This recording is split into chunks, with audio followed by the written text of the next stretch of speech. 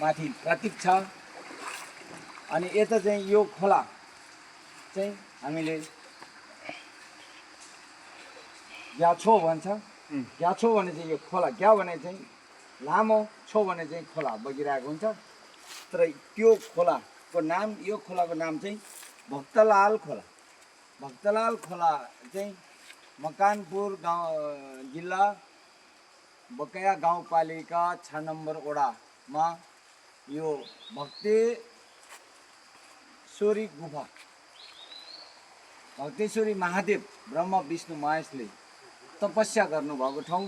यहाँ अति सुन्दर, रमाइलो र महाशक्तिशाली गुफा भएको हुनाले यहाँ माथि हरेक चिजको स्वरूप हुन्छ।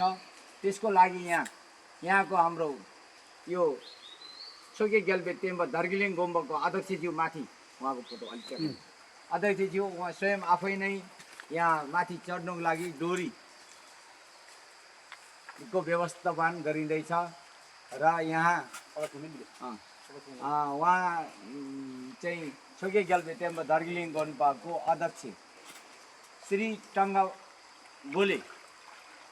टङ्गबहादुर गोले, उहाँ चाहिँ अहिले उहाँ काम गर्दै हुनुहुन्छ। उहाँ आफै चढेर, हामी अलि चढ्नुलाई असहज भएको हुनाले अब यो यस्तो बोलिनु यस्तो क्या। अनि यो चाहिँ परम्परामा के थियो अरे भन्दाखेरि यसको माथि चाहिँ गाई गोरुहरू यसो त्यहाँ घाँस चर्नु आयो भने सबै तल झर्थ्यो अरे। यो माथि गाई गोरु मान्छे नै जान्नु हुने, मान्छे जाएपछि तल झरिहाल्ने। यहाँको शक्तिले त्यहाँ महादेवको टुप्पोमा चाहिँ घाँस काट्ने या गाई गोरु आउनेहरू चाहिँ सबै तल झर्ने त्यस्तो गर्थ्यो अरे। त्यही बेलामा चाहिँ यो गुफा पत्ता लगाएर, अनि यो चाहिँ लुकेर ओझ्यालमा परेको हुनाले अहिले यहाँ हाम्रो नवाङ खेन्ड्रप गुरु लामा गुरुलाई लिएर यहाँको प्रशिक्षण गर्दै हुनुहुन्छ। र यहाँ चाहिँ पछि यहाँ ठुलो तीर्थस्थल हामीहरूले भन्छ ने गुरु डुकथप, गुरुमुखे डुकथप गरेको छेउगुलुङ्गु टुल्गु छ। अब यहाँ चाहिँ पछि केही होला, यो ठाउँलाई सञ्चार होला। यहाँ चाहिँ हलेसी जस्तै